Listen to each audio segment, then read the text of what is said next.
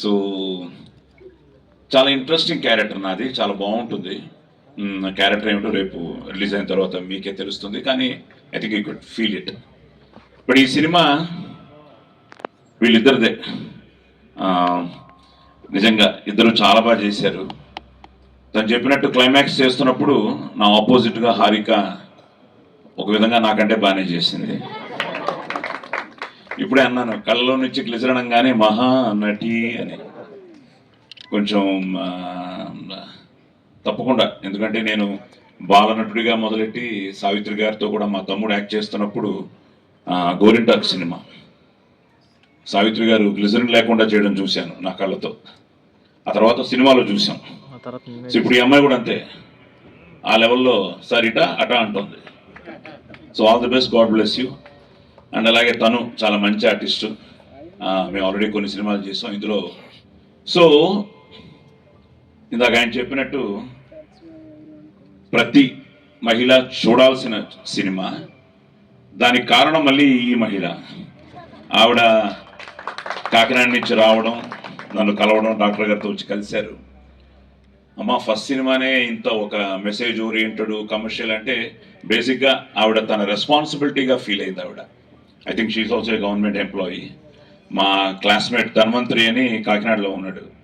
వాడు నాకంటే ఈ ఫంక్షన్కి నేను వెళ్లాల్సిందే, ఆవిడని సపోర్ట్ చేయాల్సిందే అని మీకోసం. సో ఐ థింక్ కాకినాడ టోటల్గా కాకినాడ మీతోనే ఉన్నట్టుంది. So at the same time beautiful locations చూశారు కదా. అమర్ రాలేదనుకుంటా కెమెరామ్యాన్, తను ఫోటోగ్రఫీ చాలా బాగుంది. అలాగే మాస్ట్రో ఇళయరాజా గారి సగం ఈ రాజా ఏడి దగ్గర కోనా కూడా అంటున్నాడు, భయ్య కోనా తీసి ఒప్పుకోడు.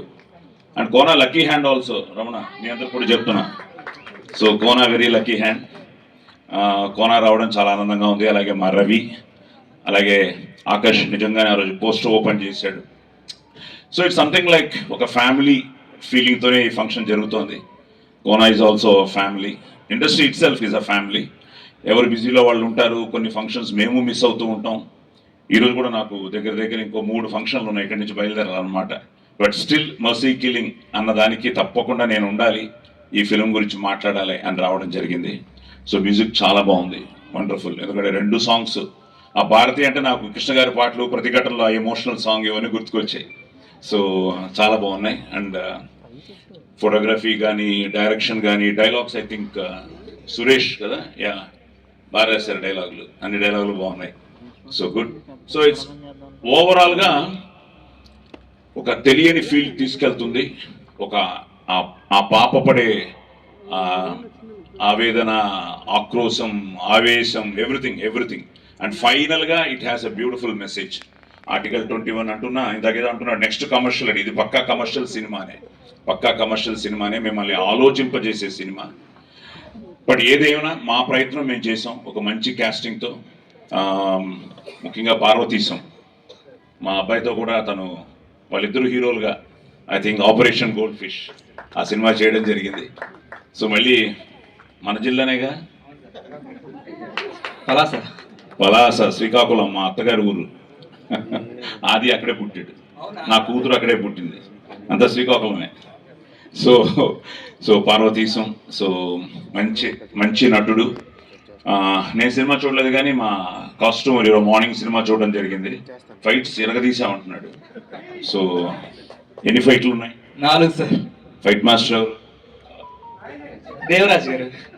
నీ పేరే మర్చిపోయావు. సో దేవరాజ్ వచ్చాడు తను.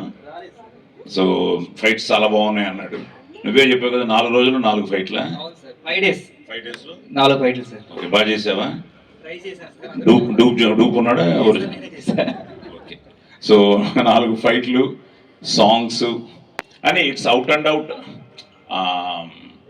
ఫ్యామిలీ ఎంటర్టైనర్ లాగానే ఫీల్ అవుతున్నాను. అండ్ బ్యూటిఫుల్ క్యాస్టింగ్, అటు రామరాజ్ కానీ, మా భయ్య కానీ, శ్రీనివాస్ భయ్య కానీ, అలాగే ఆనంద్, సూర్య, చక్రపాణి గారు. సో అంతా ఒక మంచి క్యాస్టింగ్. సో తప్పకుండా మీరందరూ రావాలి. మా Siddharth Reddy young producer. So అదే సిద్ధార్థ్కి, అలాగే మాధవి గారికి, మీ అందరికీ ఆల్ ది బెస్ట్ చెప్తూ, April 12th థియేటర్స్ రండి, చూడండి. ఈ మెర్సీ కిల్లింగ్ అని ఆశీర్వదించండి. Don't miss mercy killing in theatres. Thank you.